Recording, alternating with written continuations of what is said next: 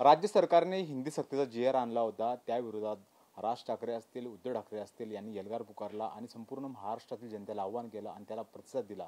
सरकारने तो निर्णय मागे घेतला. त्यानंतर आज विजय मेळा पार पडला. त्यामध्ये उद्धव ठाकरे असतील किंवा राज ठाकरे यांनी फडणवीसांचं कौतुक केलं. राज ठाकरे म्हणाले की जे कुठल्याही राजकारणाला जमलं नाही होता, बाळासाहेब ठाकरे यांना जमलं नाही, ते फडणवीसांना जमलं आणि त्यांनी फडणवीसांचं कौतुक केलं असं एक प्रकारे सांगता येईल. आणि त्याच प्रकारे उद्धव ठाकरेंनी यांनी सुद्धा टीका केली.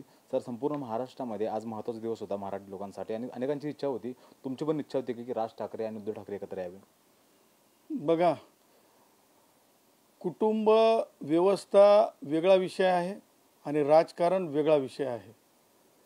आता ज्या कार्यक्रमाबद्दल आज आपण बोलत आहात तो कार्यक्रम मला असं वाटतंय की एक त्यांच्या कुटुंबाचा सोहळा होता की राजकीय म्हणजे एकाकी चालवलेला आखाडा होता.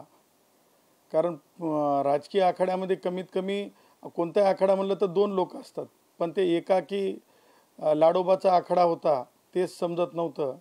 आणि मला असं वाटतंय की आजचा त्या कार्यक्रमामध्ये फार जास्त लोकांना जे म्हणजे हे दाखवलं होतं, कसा मोठा गोल भोपळा तयार केला होता की काहीतरी आज बोलतील, काहीतरी आज बोलतील. आज जे काही बोलल्या गेलं ते मला असं वाटतं की अत्यंत मी जे म्हणालो होतो की ब्लॅक डे प्रमाणेच आज ते बोलले, व्यक्त झाले. कारण कार्यक्रमांमध्ये एक मान मर्यादा असते. कारण कार्यक्रम हे नुसतं रिॲक्शनचं ठिकाण नसते, तर तुमची फ्युचर ॲक्शन काय असते त्याच्यातून दिसत असते. तर आज काय होती राज ठाकरेची ॲक्शन, तर राज ठाकरेची ॲक्शन अत्यंत रसातळाला गेलेली भाषा होती.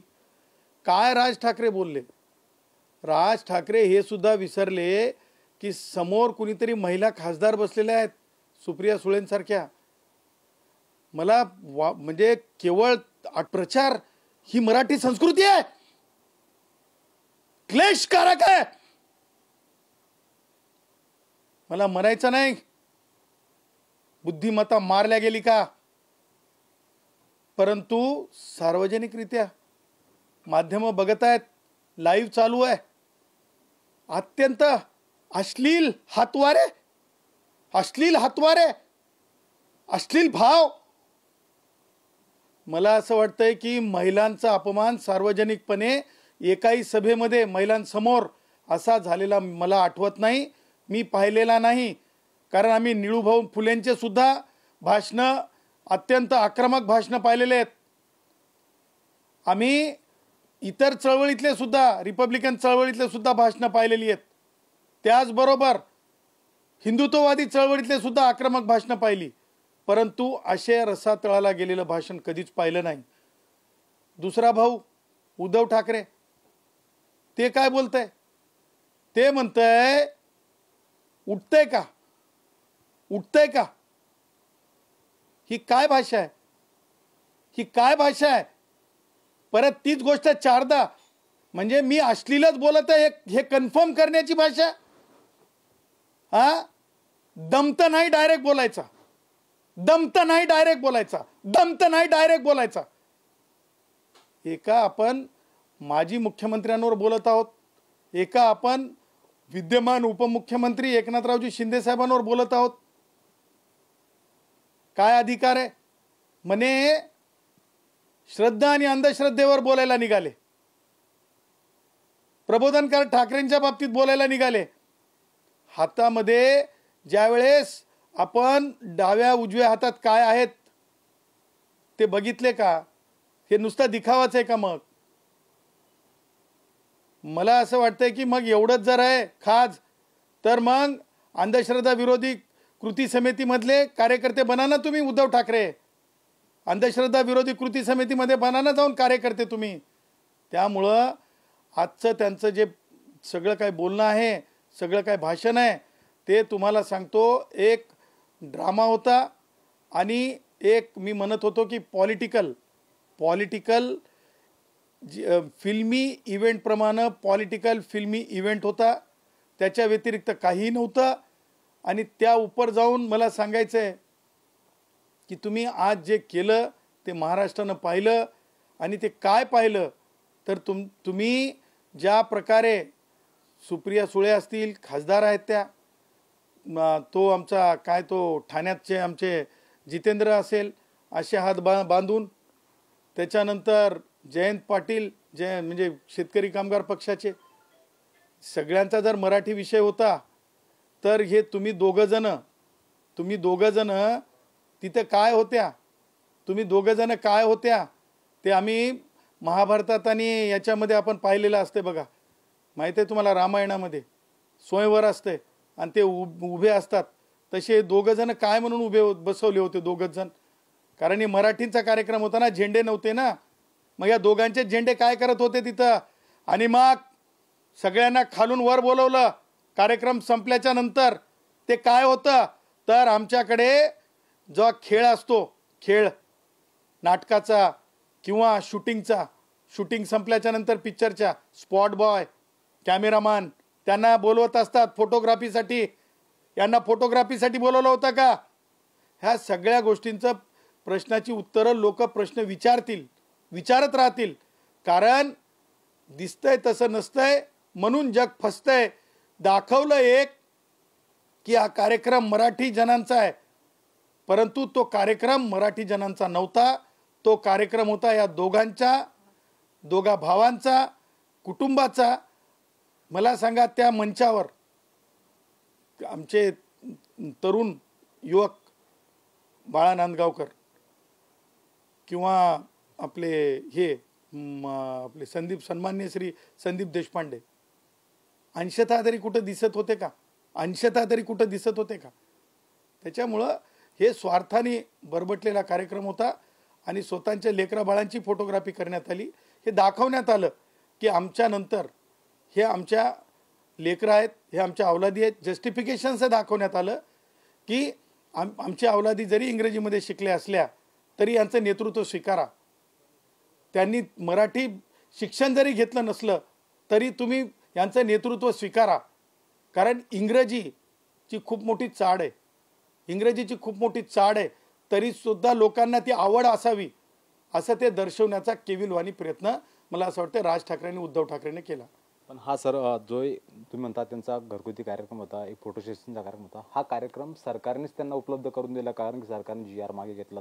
जर तुम्ही म्हणतात की शिक्षण महत्त्वाचं, हिंदी महत्त्वाची, मग त्यांनी सरकारने मागे का घेतला, हा एक माझा पहिला प्रश्न. दुसरा प्रश्न की जितेंद्र आव्हाड स्वतः म्हणाले होते की जे काही भाषणाचं म्हणजे जे कार्यक्रम झाला ते ठाकरेंच्या शैलीमध्ये, ठाकरेंनीच बोलल्यानंतर लोक आव्हान त्यांचं ऐकतात, लोक त्यांचं ऐकतात, त्यामुळे लोक जमा झाले. त्यामुळे त्यांचा पण काही आक्षेप नाही, सुप्रिया सुळेंचा पण त्याच्यावर काही आक्षेप नाही. त्यानंतर त्यांनी अशी प्रतिक्रिया दिली. हात जे बांधून बसलेले राहतात, आमचा जितेंद्र हात बांधून बसलेला होता असा. सुप्रिया सुळे किती वेळेला रांगेत होत्या, त्यांच्या पुढे किती लोक होते बसवलेले माहित आहे. आमच्याकडे की नाही, जो नुमाईस लागती, नुमाईसमध्ये लोक पुढं बसवले जातात आणि नुमाईस बघा म्हणलं जाते, तशी नुमाईस लावली होती. आणि तुम्ही काय म्हणाले की कार्यक्रम घडवून आणला का? अहो, एक लक्षात ठेवा की सरकारचा काय संबंध त्याच्यात. तुम्हाला सांगतो, सरकारची भूमिका ही क्लीन आहे, सरकारची भूमिका ही क्लिअर आहे. सरकार जेव्हा ओपन माइंडेड असते त्यावेळेस विरोधकांचं सुद्धा ऐकणारं सरकार असते. मोदीजींनी सुद्धा शेतकऱ्यांच्या कायद्यांच्या संदर्भात सामान्यपणे काही कारण नसताना काही लोकांनी चांगल्या कायद्यांना सुद्धा आड आले. आज शेतकरी एवढा परेशान झाला नसता, शेतकऱ्यांच्या आत्महत्या झाल्या नसत्या ते कायदे जर अस्तित्वात असते तर. तरी सुद्धा राजकारण करून सीमेपलीकडच्या लोकांचं राजकारण आहे असं सुद्धा तपासाचा भाग आला होता. ह्या सगळ्या गोष्टी ज्या आहेत, जेव्हा सरकार चांगले असतात तेव्हा ठीक आहे, तुमचं म्हणणं काय ते ऐकून घ्या म्हणतात, परंतु सरकारने ठासून ही गोष्ट सांगितलेली आहे की विद्यार्थ्यांचं नुकसान होणार नाही. ठीक आहे, तुम्ही म्हणताय ना, दोन्ही शासनाचे निर्णय जे की उद्धव ठाकरेच्याच काळामध्ये तिसरी भाषा सक्ती करण्यात आलेली होती, आणि तिसरी भाषा शिकणंही महत्त्वाचंच आहे, कारण ती राष्ट्रीय पॉलिसी आहे. देशभरात मुलं ते शिकत आहेत. गरिबांच्या मुलांना जर 5 मार्क कमी पडले, 5 क्रेडिट, आणि श्रीमंतांच्या म्हणजे उद्धव ठाकरेनं, राज ठाकरेनं आज जसं सांगितलं की आमचे मुलं कोणत्या शाळेत शिकले हे सांगितलं चाललंय. अरे बाबा, शिकले पण तिथं 12 क्रेडिट मिळणार आहेत ना, तिथं 12 क्रेडिट मिळणार आहेत ना. हे सत्यता का बोला वाटली नाही की इंग्रजी शाळेतल्या IBDP school, IGSE school, CBSE स्कूलमध्ये 12 क्रेडिट आणि आमच्या मराठी शाळेतल्या पोरांना जे स्टेट बोर्डचे आहेत, जिल्हा परिषदेचे आहेत, आश्रम शाळेतले आहेत, त्यांना 7 क्रेडिट. याच्यावर काय उत्तर आहे? तुमच्या अवलादी कुठे शिकल्या याच्याशी आमचं काय देणं घेणं आहे? आमच्या मुलांच्या मुळावर उठलात, आमच्या शिक्षणाच्या मुळावर उठलात, त्याच्यावर तुमच्या तोंडून काहीच भाष्य निघालं नाही. हा क्राय आहे सामान्य माणसाचा. आणि म्हणून तुम्हाला सांगतो, राज ठाकरे ज्या प्रकारे व्यक्त झाले किंवा उद्धव ठाकरे सरकारनं सांगितलेलं एक कमिटी स्थापन केलेली आहे. कमिटी आल्याच्या नंतर त्या कमिटीचा निर्णय अंतिम राहील असं माननीय मुख्यमंत्री महोदयांनी सांगितलं. याला म्हणतात ओपन माइंडेड गव्हर्नमेंट. आणि त्यापुढं राज ठाकरे तुम आज भी झूठी बात करे हो. राज ठाकरे आज भी तुम लोगों के सामने झूठा रखे हो. राज ठाकरे कितना झूठा झूठा झूठा झूठा झूठा चलाओगे. आज सबूत ही देता हूं कि राज ठाकरे कितना झूठ बोले हैं. नेशनल एजुकेशन पॉलिसी 2020 भाई, इसे कहते हैं national education policy 2020. Raj Thackeray काय खोटा बोले, राज ठाकरे क्या झूठा बोले, ये भी बता रहे हम. क्या झूठा के बताने का कोशिश किया. दोन्ही भाषेत सांगतो, मराठी हिंदी. देखो प्यारा नंबर 4.4 नंबर के प्यारा का सब प्यारा 4.13 है. सुन लो तुम, सुन लो. ऐका हो ऐका, महाराष्ट्रातल्या लोकांनो ऐका, ग्रामीण भागातल्या कष्टकऱ्यांनो ऐका, शेतमजुरांनो ऐका, शेतकऱ्यांनो ऐका. राज ठाकरेची पोल खोल करतो, राज ठाकरेचं खोटं पितळ उघड करतो, राज ठाकरेला उत्तर द्यायला भाग पाडतो, नाही दिलं तर खोटारडा समजा. 4.13 मध्ये लिहिलंय, the 3 language formula will continue to be implemented while keeping in mind constitutional provisions, aspirations of the people, region and the union, and the need to promote multilingualism as well as promote national unity. याचा अर्थ काय?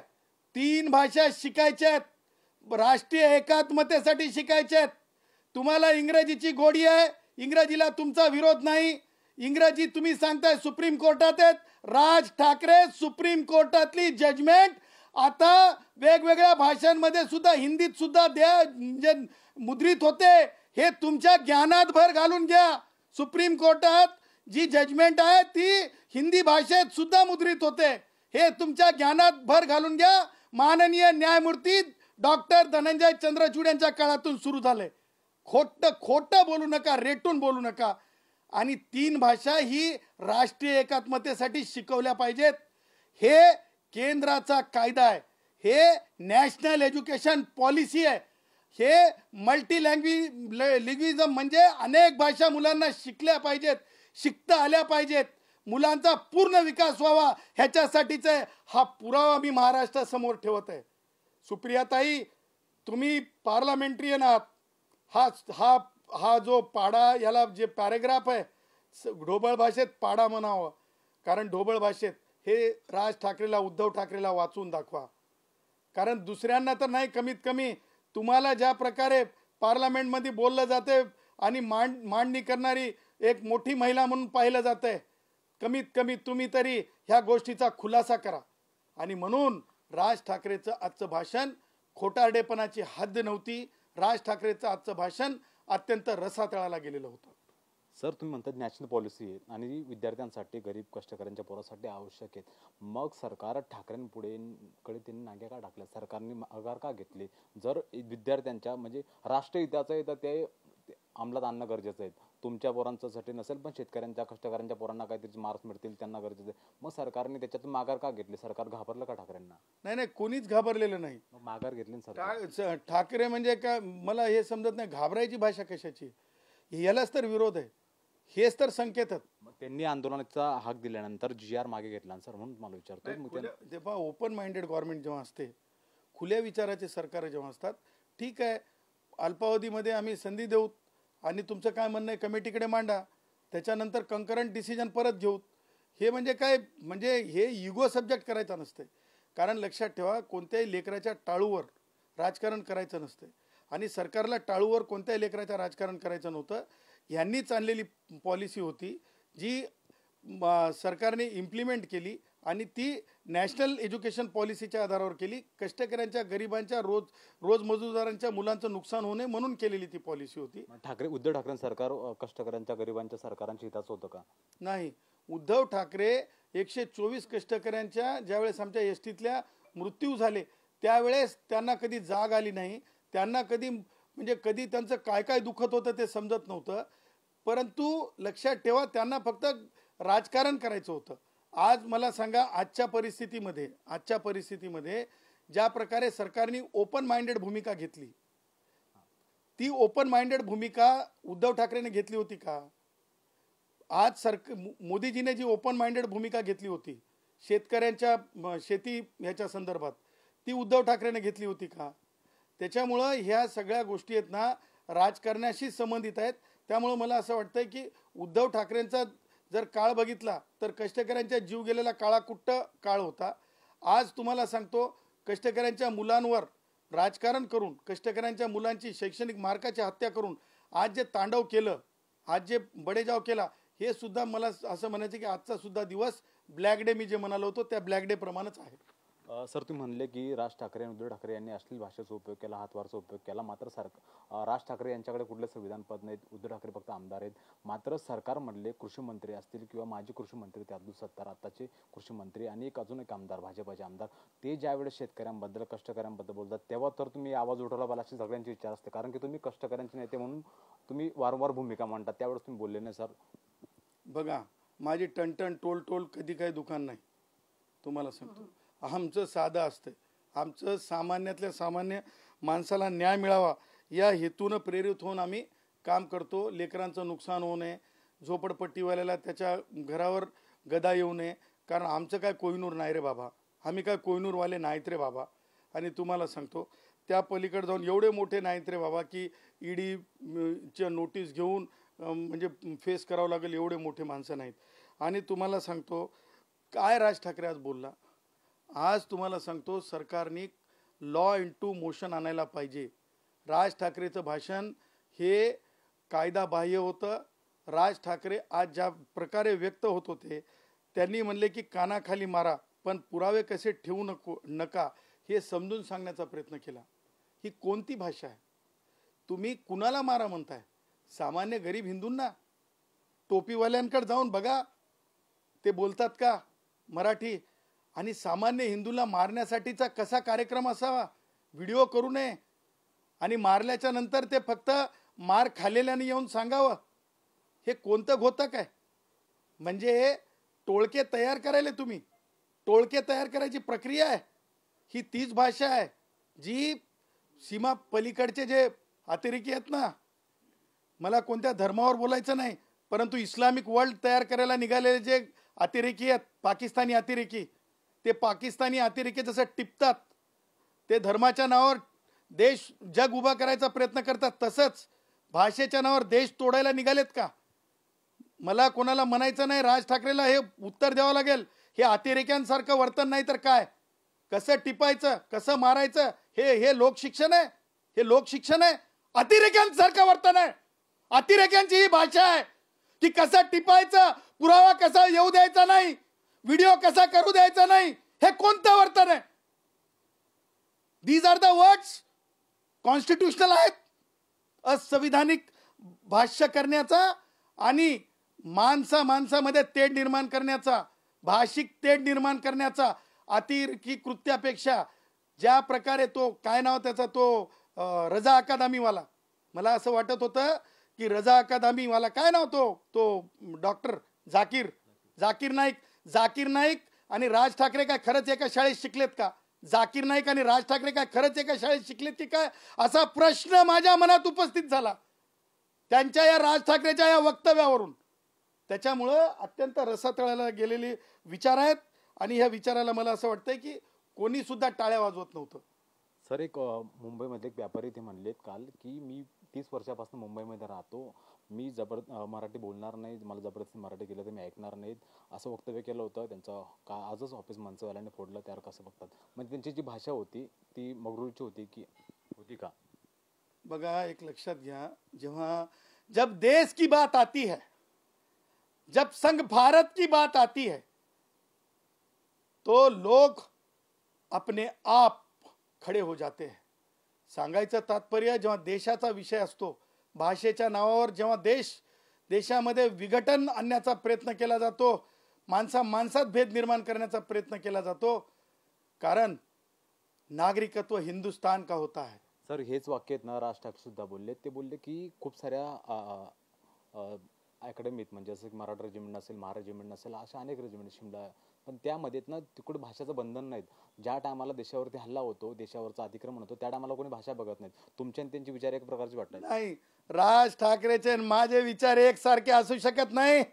राज ठाकरेचे विचार हे मी जसं सांगितलं तुम्हाला, जाकीर नाईक जसं बोलतो, जाकीर नाईक त्याच प्रकारे जाकीर नाईक धर्मावर बोलतो, तर राज ठाकरे भाषेवर माणसात भेद करणारा बोलतो. आणि आम्ही जे बोलतो, स्वातंत्र्यवीर सावरकर, भारतरत्न डॉक्टर बाबासाहेब आंबेडकर, त्याचबरोबर पंडित नथुरामजी गोडसे यांचा अखंड भारत आणि भारतीय संविधान बोलतो. राज ठाकरे ज्या प्रकारे एका जसं मीरा रोडमध्ये लोकांनी हिंदुस्तान दाखवलं, काय असतंय ते हिंदुस्थानी महिलांनी दाखवलं, राज ठाकरेला प्रश्न विचारून दाखवले. त्याच प्रकारे एका काल व्यावसायिक जे केडियाजी आहेत, त्यांनी ज्या प्रकारे व्यक्त झाले, खरोखर त्यांच्या अंतर्मनातून कुणालाही मानसिक ताण येऊ शकतो, त्रास होऊ शकतो, त्याच्यातून ते व्यक्त झाले. तो त्यागा होता, देशाच्या हितासाठीचा त्यागा होता. आणि तुम्हाला सांगतो, कारखाने कंपन्या बाहेर जाण्याचं कारण ही अशाच अपप्रवृत्ती आहेत. जसं राज ठाकरे, उद्धव ठाकरे ज्या प्रकारे बोलतात, मला म्हणायचं नाही कोणाला अपप्रवृत्त, परंतु असं बोलणं त्याच्यामुळं मोठं नुकसान, रोजगाराचं मोठं नुकसान होत आहे. आणि बघा, लक्षात घ्या की केडियाजींनी सुद्धा आज म्हणजे माघार घेतल्याचं सांगण्यात आलं, अपॉलॉजी प्लेस केल्याचं. मला असं म्हणायचं आहे की त्यांची भूमिका, अपॉलॉजी आणि त्या दरम्यान केलेला कोणत्या तरी एका म्हणजे व्यवस्थापनावर किंवा एखाद्या म्हणजे एखाद्या कंपनीवर जाऊन दगडफेक केल्यासारखं, किंवा नारळच, म्हणजे बघा, दगडाच्या ठिकाणी जिथं आपण गणपती बाप्पाला नारळ हे करतो, देवाला नारळ हे करतो, आता गुन्ह्यांसाठी, तोडफोडीसाठी नारळाचा वापर, हिंसेसाठी नारळाचा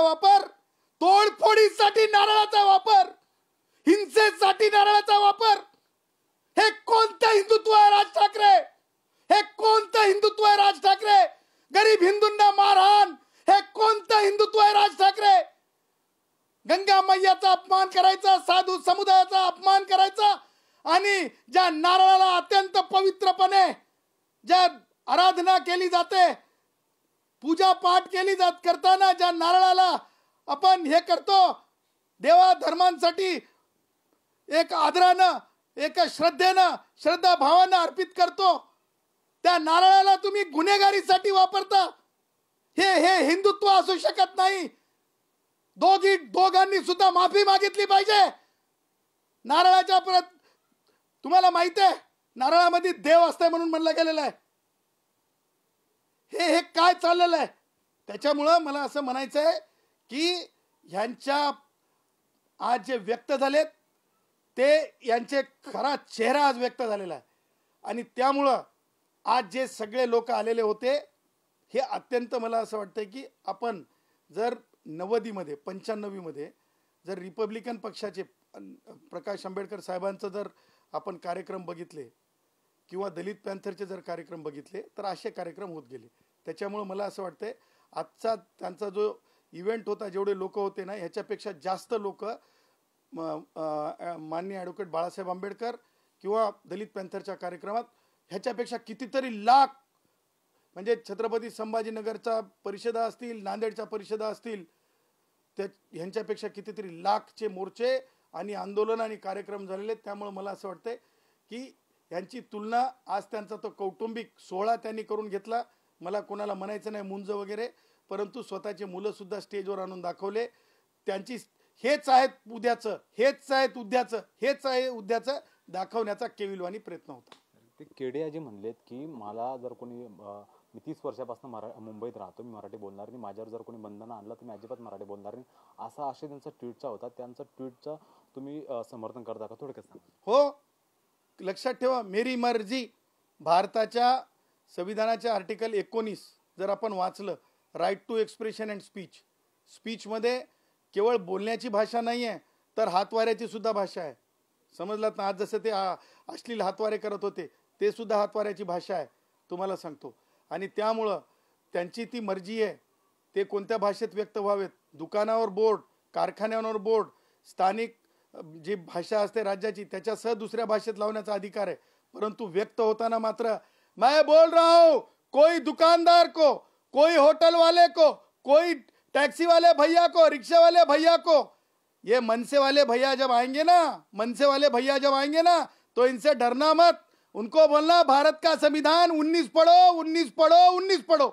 भारताच्या संविधानानं 19 मध्ये आर्टिकल दिलेला तो अधिकार आहे. आणि त्याच्यामुळं मला असं वाटतं केडियाजींच्या भाष्यामध्ये कोणताही चुकीचा अर्थ किंवा केडियाजींच्या याच्यामध्ये ट्विटमध्ये काहीही चुकीचं नव्हतं.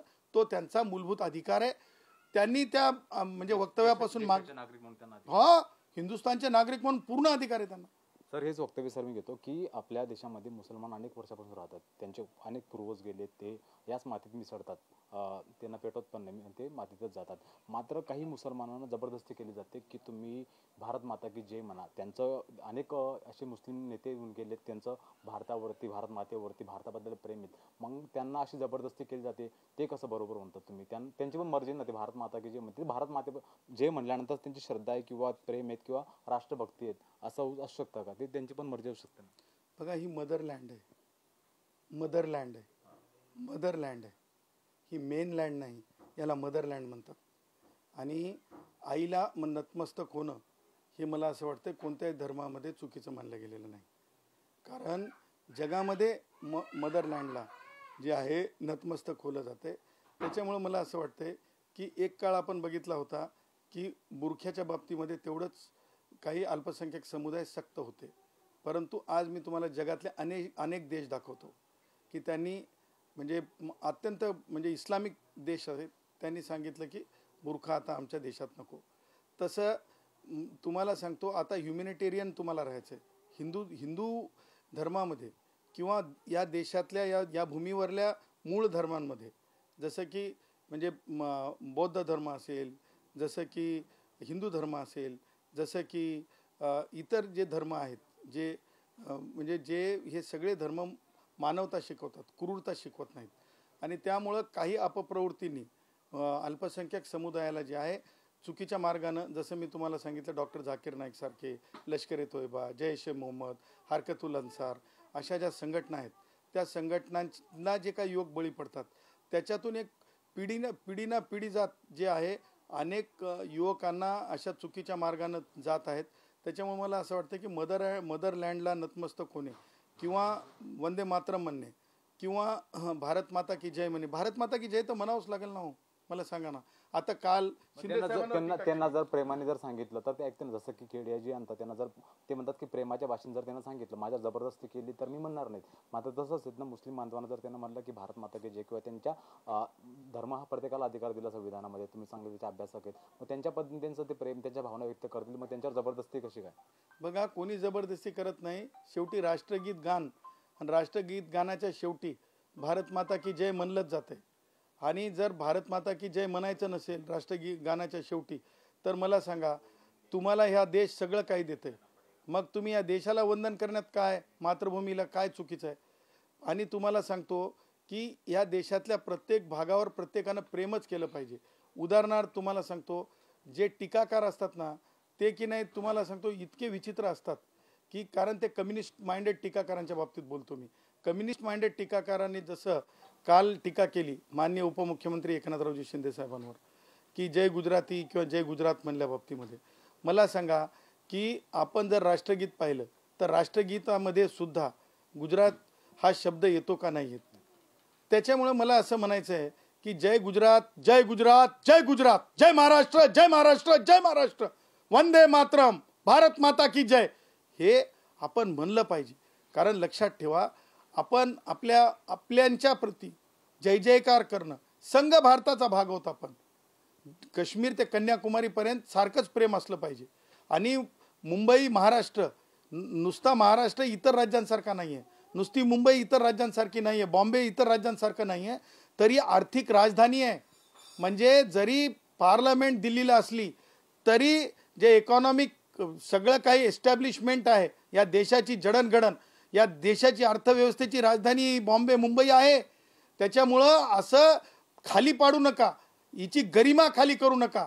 त्याच्यामुळं एकनाथरावजी शिंदे साहेबांनी जे जय गुजराती किंवा जय गुजरात म्हणलेत, मी सांगतो डंके की चोट पे, त्यांनी अत्यंत योग्य म्हणलेत.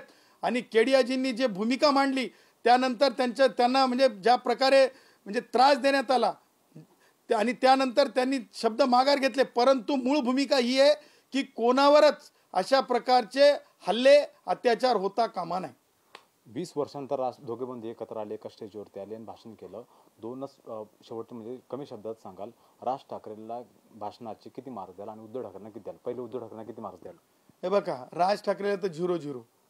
कारण का, वो तो नहीं हीरो. उसकी वजह भी है भाइयों, क्योंकि पार्लियामेंट में 0-0, राज सरकार राज सत्ता में भी 0-0, और अभी गलियारों में भी ढूंढ रहा है कुछ ना कुछ मिल पाए, कुछ ना कुछ मिल पाए. कभी भाषा पे तोड़ पाए, कभी भाषा पे तोड़ पाए. फिर बोले अरे बोले धर्म पे लोग आए. अरे पहले तू तो माफी मांग भाया. अरे भैया, राज भैया तू तो माफी मांग. उधर भी 0, इधर भी 0, गलियारों में भी तेरा होगा 0-0-0-0-0-0. क्योंकि तू नहीं बन पाएगा हीरो. तू नहीं बन पाएगा हीरो. उद्धव ठाकरेंना किती marks? Uddhav Thackeray clean bowled, तुम्हाला सांगतो, पहिल्याच बॉलवर आउट. कारण उद्धव ठाकरे कन्फ्युज्ड आणि आता जास्त कन्फ्युज्ड काय माहितीये का, म्हणजे आता तुम्हाला सांगतो, उद्धव ठाकरे या येणाऱ्या गल्लींच्या निवडणुकांमध्ये, महानगरपालिकेच्या निवडणुकांमध्ये बढती पास सुद्धा होऊ शकणार नाहीत.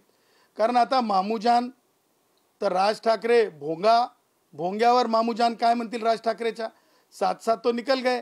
कारण तुम्ही मागच्या वेळेस मामूजानला संघ घेतलं होतं, गले मिलो केलं होतं. त्याच्यामुळं उद्धव ठाकरे सुद्धा तुम्हाला सांगतो 1 अंकी मार्क सुद्धा गल्लीत घेऊ शकणार नाहीत आणि त्याच्यामुळं प्रमोट पास सुद्धा होऊ शकणार नाहीत. नापास उद्धव ठाकरे आणि 0-0 राज ठाकरे, दोनों भी हीरो नहीं है भाया. राज भैया, अरे भैया राज भैया तू भी हीरो नहीं है. उद्धव भैया उद्धव तू भी हीरो नहीं है. Flop show. आजचा कार्यक्रम त्यांचा फुस, आजचा त्यांचा इव्हेंट फुस, आजची त्यांची गर्जना फुस.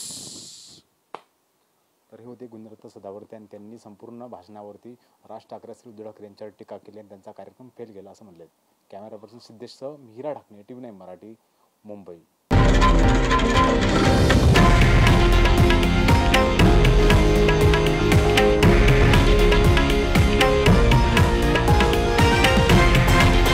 हे आहे देशातील नंबर 1 न्यूज नेटवर्क आणि आपण पाहत आहात TV9 मराठी, एकमेव.